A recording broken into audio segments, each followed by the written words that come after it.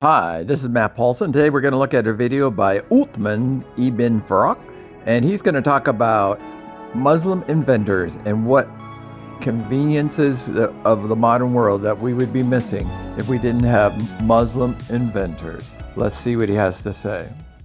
A non-Muslim author, a professor, he put together a very interesting research. He said, imagine a world without Muslims, right? And what would it look like? You would not have many things that you find in your daily routine. For example, coffee, or because we're in Utah, decaf coffee.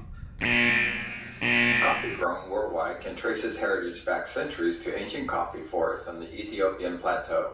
There, legend says a goat herder, Kali, discovered the potential of these beloved beans. The story goes that Kali discovered the coffee after he noticed after eating the berries from a certain tree.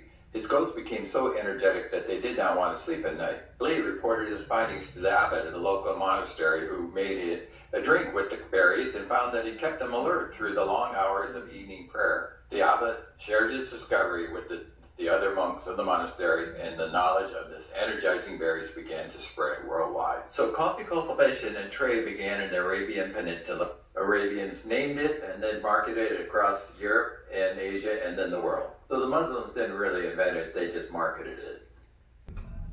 Right? Cameras. So Muslims didn't really invent the camera. In the 5th century BC, Chinese scholars had discovered that light travels from straight lines.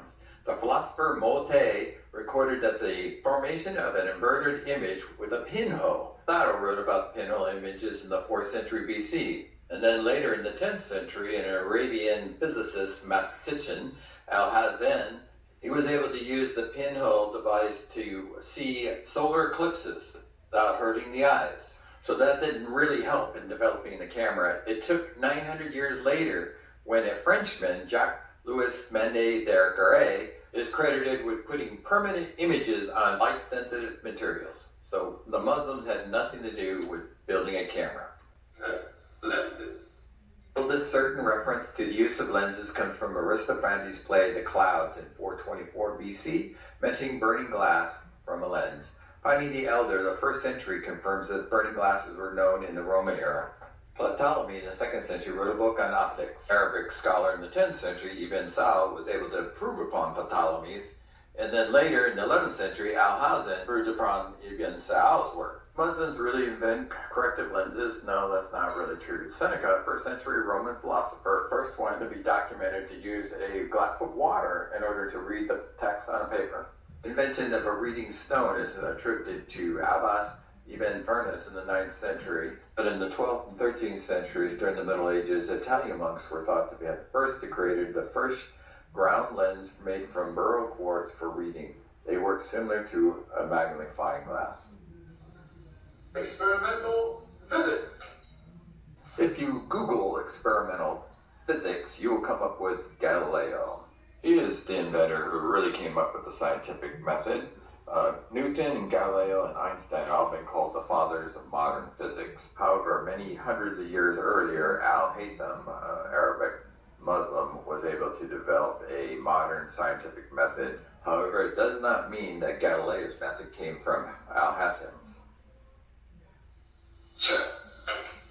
No, chess was not invented by Muslims. The history of chess goes back nearly 1,500 years to its earliest predecessor, the Churachenga in India. From India, it spread to Persia. Following the Arab invasion and conquest of Persia, chess was taken up by the Muslim world and subsequently spread to Spain and the rest of Europe. The game evolved roughly to its current form about 1500 AD.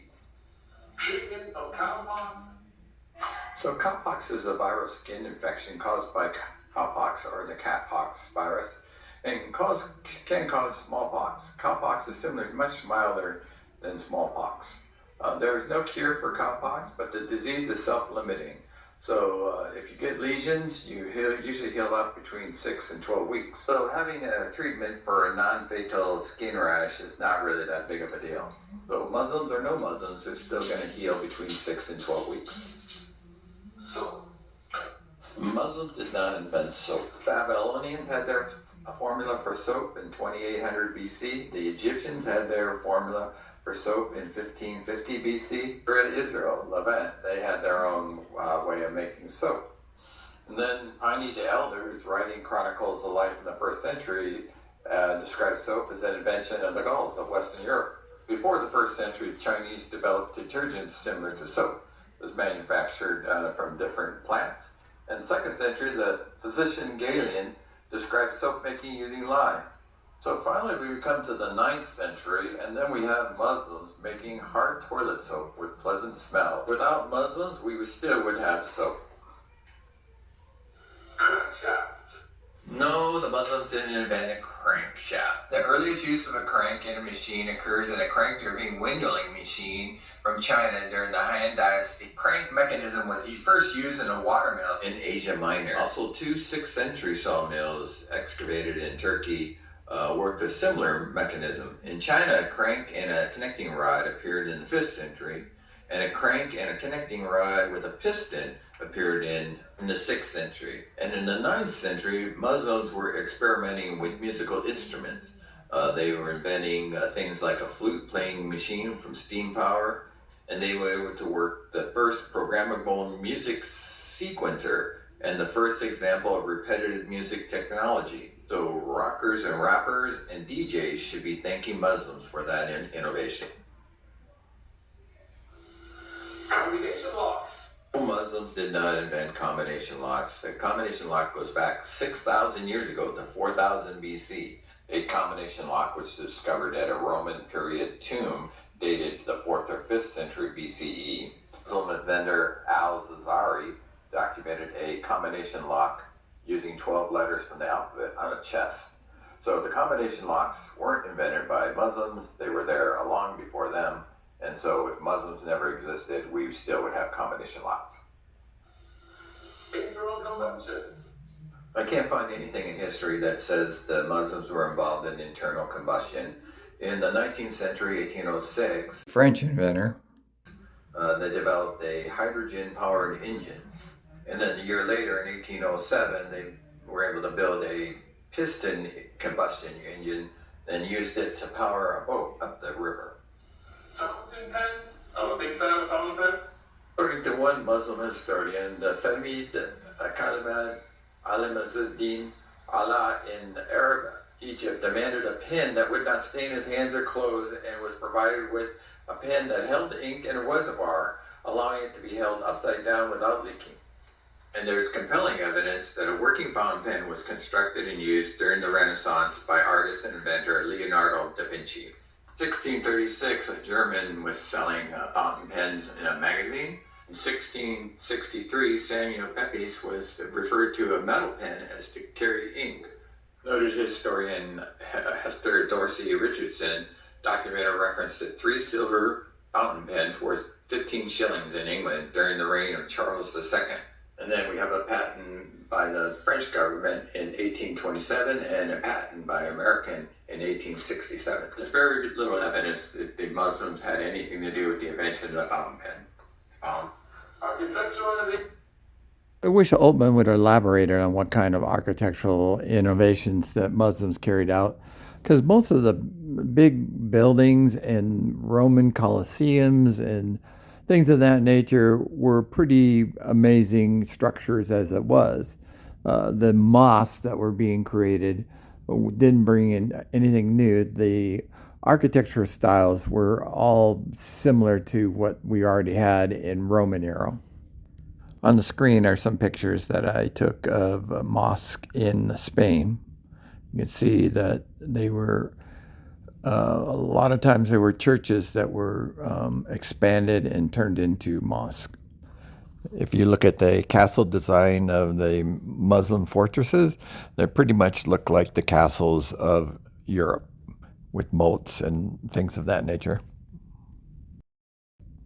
Here's a dungeon that the Christians were thrown in there by Muslims in Alhambra. They were about big enough for 10 people, but sometimes we would put in 20 or more. Here's the foundations of a church that's below the mosque. Of course, a lot of Muslim architecture were destroyed by jihad wars. Surgical instrument. Surgical instruments have been used through many cultures and medicines and surgeries across the world thousands of years before Muhammad came along. The earliest writings on surgery was written by an assistant to Pharaoh in 2700 BC. He was so good at medical procedures that he became an Egyptian god of medicine. Here, about 2000 BC, we had Sekhmet, a physician of Pharaoh whose office resembled that of a medical director. Right? The numbering system. Well, this isn't really true. The Muslims never invented a numbering system. The Egyptians invented a ciphered numeral system, and the Hindu Arabic numeral system is a decimal place value numeral system that uses zero glyph, as in 205. Its glyphs are descended from the Egyptian Brahmi numerals. The full system emerged in the 8th and 9th centuries and is the first described outside India. Al-Khwarizmi's on the calculation with Hindu numerals about 825 and is second to Al-Kindi's 4-volume work on the use of Indian numerals in 830. Today, the same Hindu Arabic numerals are usually used. Anesthesia. Next time you get your teeth pulled out, you're welcome. Use of opium, poppy, and other herbal remedies and anesthetics date back to early civilization, and the first public demonstration of modern anesthesia was on October 16, 1846. William T.J. Morton and surgeon John Collins Warren made anesthesia history in Massachusetts General Hospital with the successful use of diethol and other anesthesia to prevent pain during surgery. Altman was incorrect when he said that Novocaine was created by a Muslim. It was invented by a German chemist in 1905.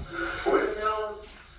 First windmills were not invented by Muslims. In 2200 BC, a Greek engineer, Heron of Alexandria, captured the power of wind using a windmill that was part of one of the early examples of musical instruments called the organ. A world away about the same time, Tibet and China, windmills were used in a much smaller form in prayer wheels. Earliest known reference to windmills are in Persian millwright in 644 AD, and then we get a Muslim talking about it in 915 AD. Algebra. Sorry.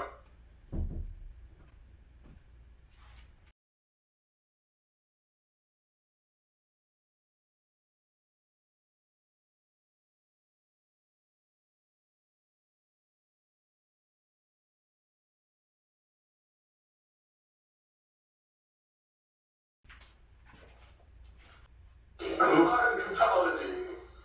Cryptology was something that was developed thousands of years before Islam. Julius Caesar used it in 40 BCE, and the Egyptians used it in 1900 BCE. Imagine a world without Islamic morals. Let's check this out. What we would lose: move to prostitution, wife beating, 6-year-old child marriages, kill your enemies, kill mischief makers, honor killings, chop off hands, flogging of adulterers, and crucifying or beheading apostates. That's only a small sample of Islamic morals. Well, if we didn't have Islam, there'd probably be about 270 million more people in this world, including about 3,000 more people living in the United States because of 9/11.